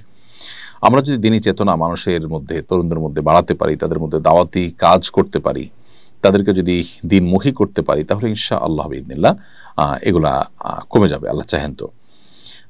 আমরা যারা ইসলামকে ধারণ করতে চাই, ইসলামের উপর আমল করতে চাই, কোরআন সুন্নাহ আলোকে চলতে চাই, তাদের সংখ্যা কম। তারা যদি আমরা অন্যদের মধ্যে দাওয়াতি কাজ করি, আমাদের সাধ্যের মধ্যে দাওয়াতি কাজ করি, কর্তাবতীদের মধ্যে যদি তাদেরকে দিনের পথে আমরা আনতে পারি, ইনশাআল্লাহ বিইذনিল্লাহ এগুলো কমে আসবে এবং নিরুৎসাহিত হবে তারা এগুলো করতে, আল্লাহ চাহেন তো। সেই সাথে আল্লাহ তাআলার কাছে দোয়াও করা দরকার।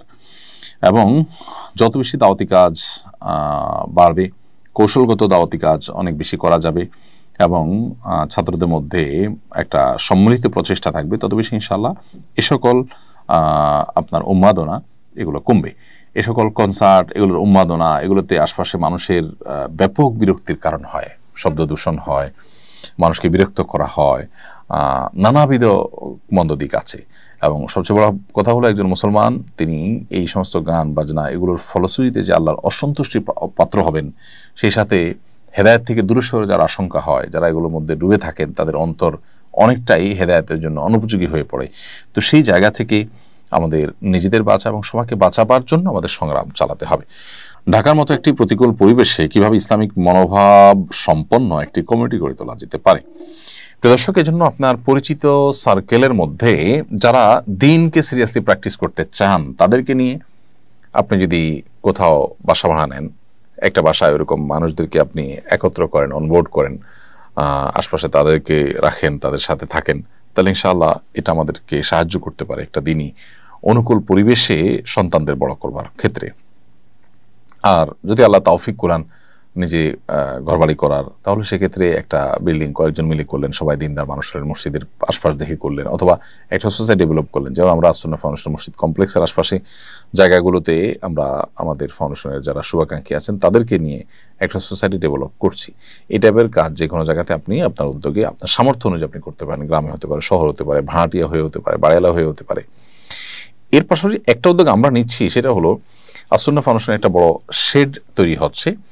সেখানে ইনশাআল্লাহ বিদিনিল্লাহ প্রতি জুমাবার দিনভর ফ্যামিলি ডে আমরা উদযাপন করার চেষ্টা করছি। সেখানে বাচ্চাদের জন্য বিভিন্ন খেলাধুলার রাইডের ব্যবস্থা থাকবে, বোনরা নিজেদের মধ্যে পরিচিতি এবং আলাপ আলোচনা এবং তাদের মধ্যে ভালো জিনিসগুলোর এক্সচেঞ্জ করার সুযোগ পাবেন, এবং নারী পুরুষ সবার জন্য দিনী হালাকার ব্যবস্থা থাকবে।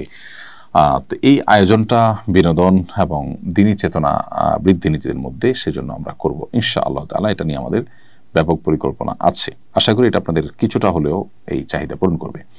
মেয়েরা কি রোজা পূর্ণ করার জন্য ওষুধ খেয়ে মাসিক বন্ধ রাখতে পারবে? এটা উচিত নাকি অনুচিত? মেয়েরা রোজাকে পরিপূর্ণ রাখার জন্য, পুরো মাস রোজার জন্য, ইস্তেমাসের জন্য কেউ ওষুধ খেয়ে যদি বন্ধ করতে চান করতে পারেন, কিন্তু সেটার কোনো বড় সাইড এফেক্ট তার মধ্যে পড়বে না, সেটি তার নিশ্চিত হতে হবে। যদি বড় কোনো সাইড এফেক্ট হয়, ক্ষতিকর কিছু হয়, তাহলে নিজের জন্য ক্ষতি হয় বা নিজেকে ক্ষতির মুখে ঠেলে দিতে হয়, এরকম কোনো কাজ করতে আল্লাহ তাআলা আমাদেরকে নিষেধ করেছেন। আল্লাহ বলেছেন, ওয়ালা তুলকু বিআইদিকুম ইলা তাহলুকা, তোমরা নিজেদেরকে ধ্বংসের দিকে ঠেলে দিও না।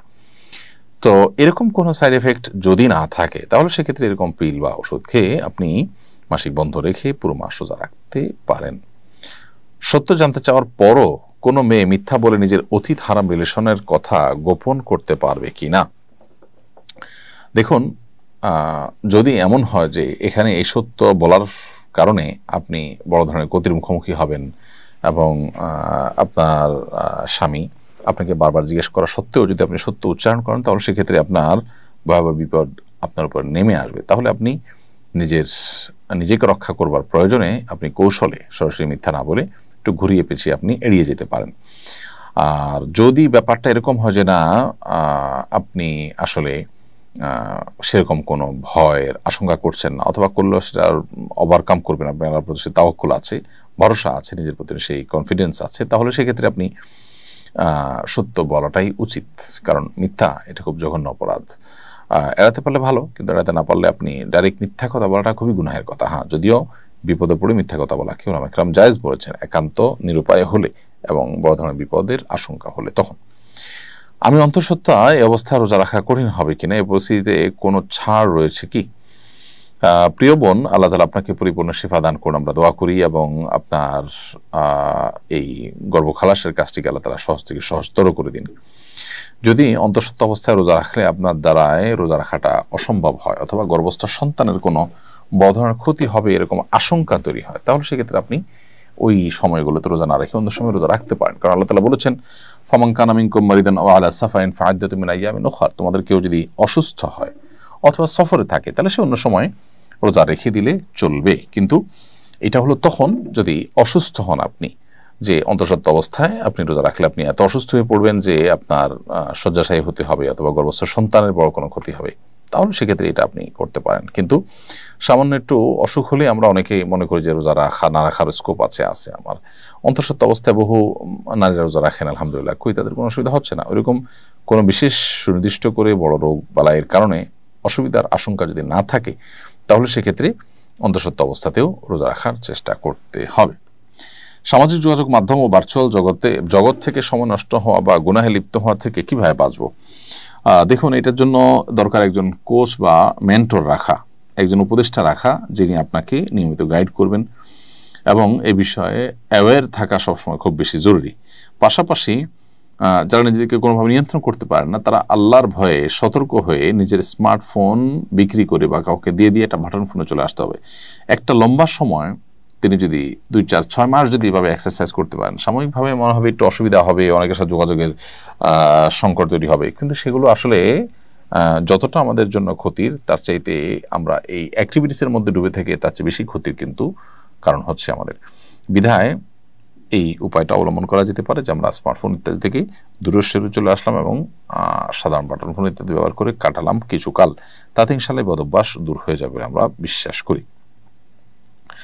আমাদের মসজিদে একটি শিশু পেশাব করে দিয়েছে, এই জন্য মসজিদ কর্তৃপক্ষ শিশুদের নিয়ে আসার ব্যাপারে কড়াকড়ি আরোপ করেছে। 7 বছরের নিচের শিশুদের নিয়ে আসতে দিচ্ছে না। বিষয়টা দিনী দৃষ্টিকোণ থেকে উচিত নাকি অনুচিত। 7 বছরের নিচের বাচ্চা তো আসলে নামাজ সম্পর্কে বোঝেও না। নবী সাল্লাল্লাহু আলাইহি ওয়াসাল্লাম বলেছেন, মুরু আওলাদাকুম বিস-সালাতি ওয়া হুম আবনাউ 7 সিনিন। বাচ্চাদের বয়স যখন 7 হবে তখন তাদেরকে নামাজের নির্দেশ করো, বিধায় তাদেরকে 7 বছর বয়সে মসজিদে আনবেন। 7 বছরের নিচে হলে তারা তো নামাজের নির্দেশে তাদেরকে করা হয় না, তারা নামাজ বুঝেও না। যদি এমন হয় যে নামাজের কিছুই বোঝে না, শুধুই আসে যায়, তাহলে অন্যদের ডিস্টার্ব করলে এরকম বাচ্চা না আনা উচিত। তবে মসজিদ কর্তৃপক্ষ বাচ্চাদেরকে মসজিদে আনলে একটু অসুবিধা হবে, সেগুলোকে সহনশীলতার সাথে দেখার মানসিকতা থাকা দরকার। আবার বাচ্চার অভিভাবকেরও দায়িত্ব আছে যে তার সাথে কোনো বাচ্চা আসে মসজিদে পেশাব করে দিল কিনা, মসজিদে নোংরা নাপাক করে দিল কিনা, পানি ফেলে দিল কিনা, গ্লাস ভেঙে ফেলল কিনা, এই বিষয়গুলো যেন সর্বোচ্চভাবে সতর্ক তারা থাকেন।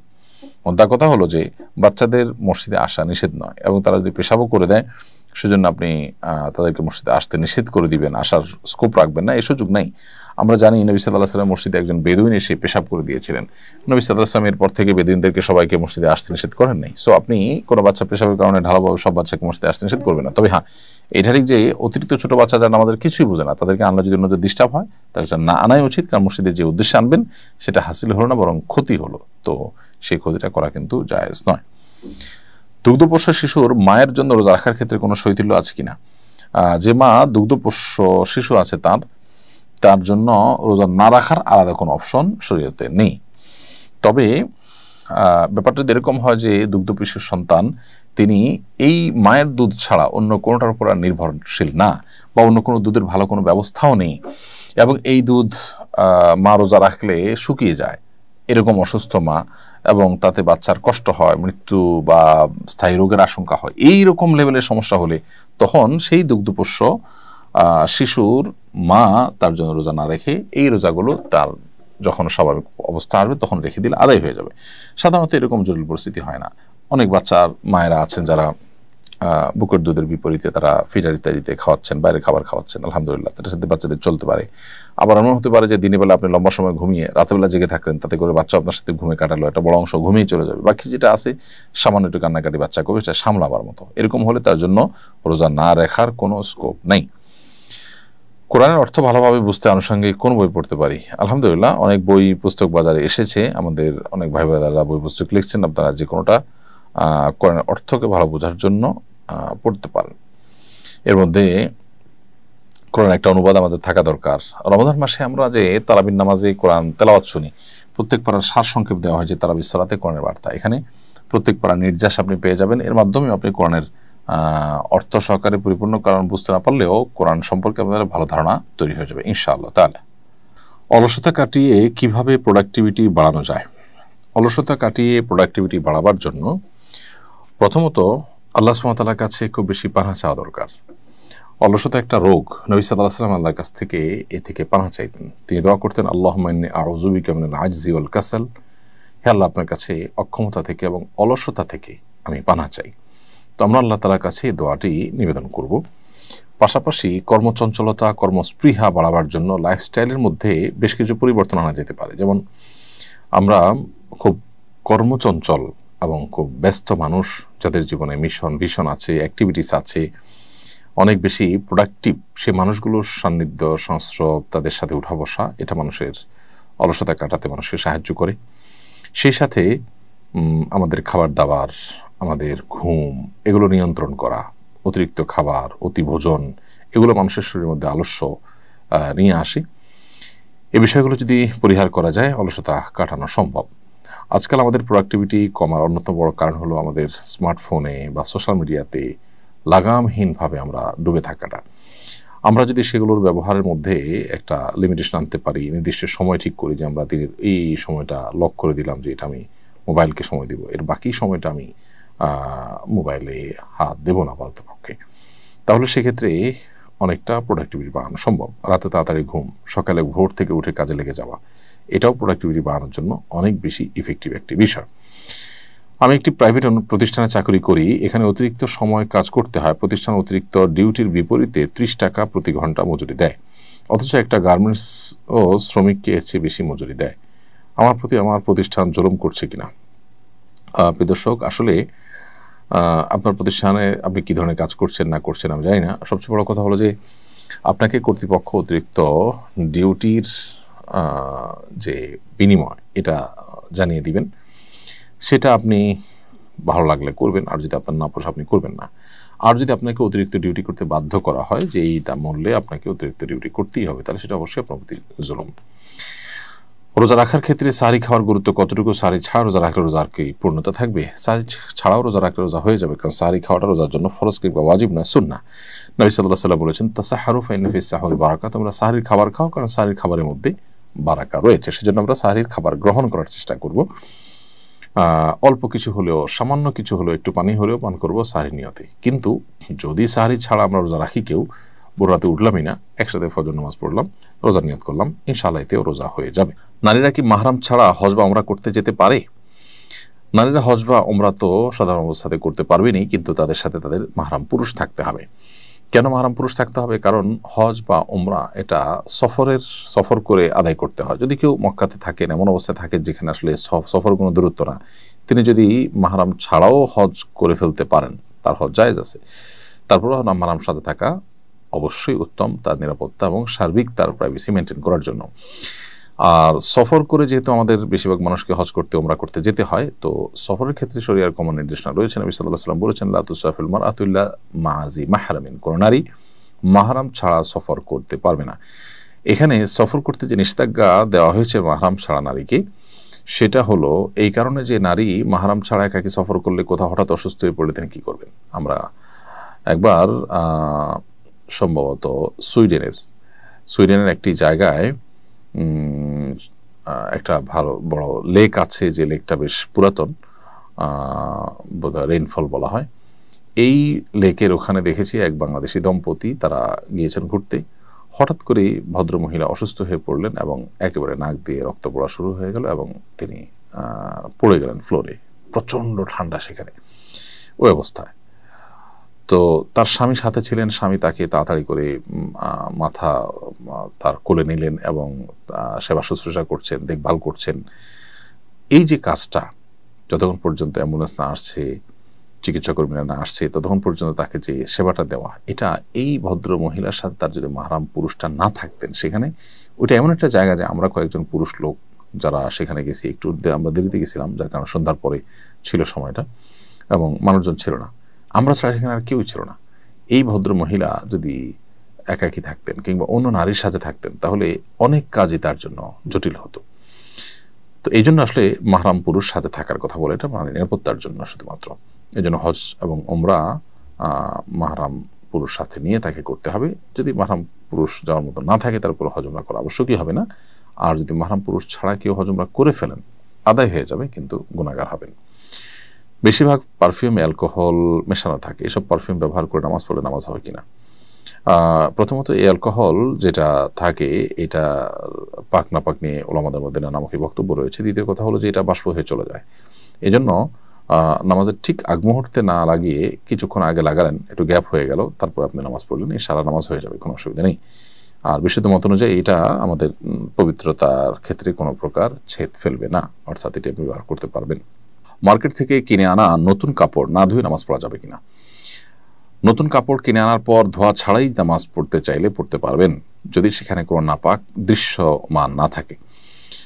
নতুন পোশাক কোথা থেকে এসেছে, কার হাত হয়ে এসেছে, না জানে পাক না পাক থাকতে পারে, এরকম সন্দেহ সংশয়ের ভিত্তিতে কোনো বিধান শরীয়তে সাব্যস্ত হয় না। যেহেতু আপাত দৃষ্টিতে সেখানে কোনো নাপাক নেই এবং নাপাক এখানে লাগার বাধ্যত কোনো কারণ নেই, কোনো অ্যাক্সিডেন্টাল কেস ছাড়া, সেজন্য সেটাকে পবিত্র ধরা হবে এবং সেটা পরে সালাত আদায় করা যাবে। তবে স্বাস্থ্যগত কারণে বা অন্য কোনো কারণে আপনি এটাকে ধুয়ে পরিচ্ছন্ন করে সালাত আদায় করতে চান, সেটা ভিন্ন বিষয়, কিন্তু শরিয়ার কোনো নিষেধাজ্ঞা এখানে নেই। রমজান মাসে মাঝে মধ্যে সাহরির ওয়াক্ত শেষ হয়ে যাওয়ার 1-2 মিনিট পরেও খাবার খাওয়া হয়ে যায়, এতে কি রোজা হবে?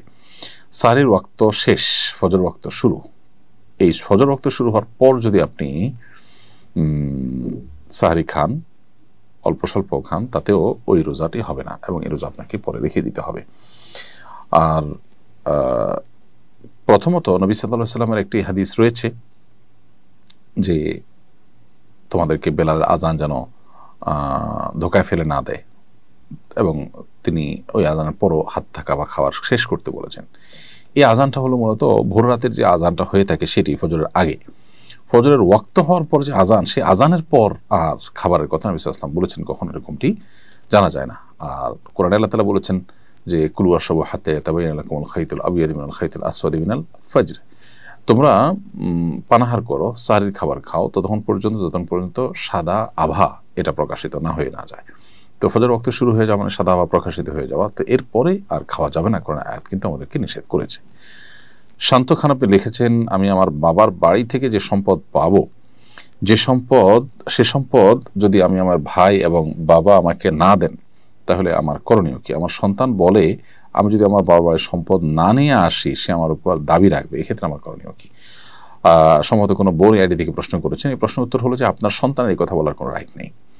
আপনি আপনার বাবার বাড়ি থেকে সম্পদ না আনলে সে আপনার উপর কি দাবি রাখবে? দাবি রাখার কোনো রাইট বা অধিকার তার নেই। আপনি কোনো সম্পদ বাবার বাড়ি থেকে পেলেন কিংবা উপার্জন করলেন, সেটা আপনার, আপনি সেটা রাখবেন, দান করে দিবেন, অথবা কিছু রেখে যাবেন। আপনার মৃত্যুর পর সন্তানরা সেটার ভাগ পাবে, মালিক হবে। এটা সম্পূর্ণ আপনার বিষয়। এখানে সন্তানের কোনো দাবি দেওয়ার ব্যাপার নাই যে সন্তানের প্রাপ্য আছে, যে না বা মা হয়ে নানার বাড়ি থেকে তার পাওনা আছে, এমন না।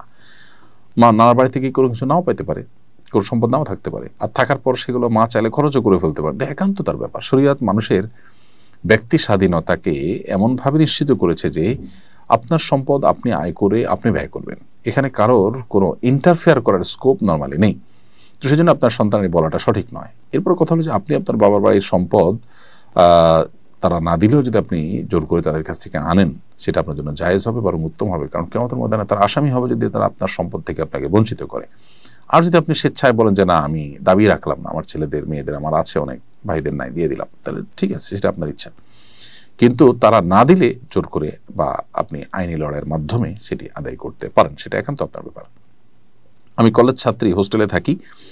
আমাদের হোস্টেলের ঠিক পাশেই মসজিদ আছে। মাঝে মধ্যে নামাজ জামাতে সালাতের আওয়াজ রুম থেকেই পাওয়া যায়। আমরা চাচ্ছি রমজানের মসজিদের মাইকের সাথে এখানে একটা সাউন্ড বক্স যুক্ত করে মসজিদের জামাতে শরীক হতে, এটা জায়েজ হবে কিনা? না প্রিয় দর্শক, এটি জায়েজ হবে না। মসজিদের পার্শ্ববর্তী বিল্ডিং থেকে মসজিদে যদি আপনি জামাতে শরীক হন, এখানে বিচ্ছিন্নতা আছে, কারণ দুইটা ভবন আলাদা। আর ওলামা ইকরামের ক্ষেত্রে কিছুটা সৌদির আলেমরা কিছুটা শিথিলতা প্রদর্শন করেন, কিন্তু হানাফি মাযহাব অনুযায়ী আপনার এভাবে ইক্তেদা বা এভাবে জামাতে শামিল হওয়া সহি হবে না। নিজের মতের পক্ষের লোক না হলেও কি কি উপায়ে অন্য মুসলিম ভাইয়ের সাথে আন্তরিকতাপূর্ণ সম্পর্ক স্থাপন করা যায়?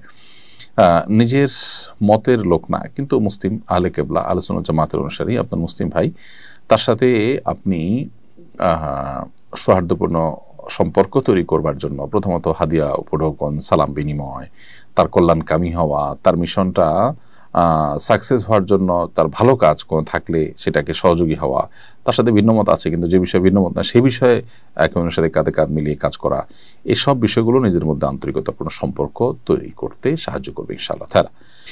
বন্ধুদের সাথে মজা করে কি মিথ্যা কিছু বলা যায়? এবারে শরীয়ত কি বলে? আমাদের তরুণদের অনেকের মধ্যে এই ব্যাধিটি বেশ মারাত্মকভাবে দেখা যাচ্ছে যে রসিকতা করে মিছামিছি তারা অসত্য কথা বলছেন, মিথ্যা কথা বলছেন এবং মনে করছেন যে এটা পার্ট অফ বিনোদন, এটা তো সিরিয়াস না, তাহলে গুনাহ হবে না। অথচ মিথ্যা এতটা ভয়াবহ অপরাধ, এত বড় গুনাহ যে সিরিয়াসলি মিথ্যা বলা তো গুনাহ বটেই, পাশাপাশি কেউ যদি রসিকতা করে দুষ্টমির ছলেও মিথ্যা বলেন সেটাও কিন্তু গুনাহ এবং কবিরা গুনাহ। এই জন্য নবী করিম সাল্লাল্লাহু আলাইহি ওয়াসাল্লাম বলেছেন, আনা যাইবুন বিবাইতিন ফি ওয়াসাতিল জান্নাহ লিমান তারাকাল কিযবা ওয়া ইন কানা মাযিহান, যে ব্যক্তি মিথ্যা কথা পরিহার করবে, হোক সেটা দুষ্টমি করে, রসিকতা করেও যে মিথ্যা কথা বলবে না, সে ব্যক্তির জন্য নবী সাল্লাল্লাহু আলাইহি ওয়াসাল্লাম জান্নাতের সেন্টার পয়েন্টে একটি প্রাসাদ আল্লাহর কাছ থেকে পাইয়ে দেওয়ার দায়িত্ব দিয়ে নিয়েছেন। এই জন্য মিথ্যা সর্বাবস্থা পরিত্যাজ্য, হোক সিরিয়াসলি হোক সেটা দুষ্টমি করে আপনার বিনোদনের চলে। রসিকতা করে ইমানদার মুসলিম একজন মানুষ তিনি মিথ্যা কথা বলবেন না।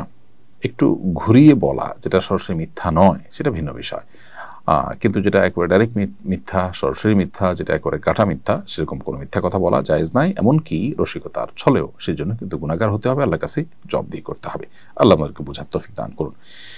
প্রিয় দর্শক, দেখতে দেখতে আমরা অনুষ্ঠানের একেবারে শেষ প্রান্তে চলে এসেছি, সময় হয়েছে আমাদের বিদায় নেওয়ার।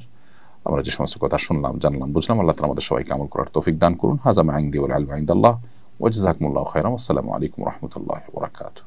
আস-সুন্নাহ ফাউন্ডেশন, উম্মার স্বার্থে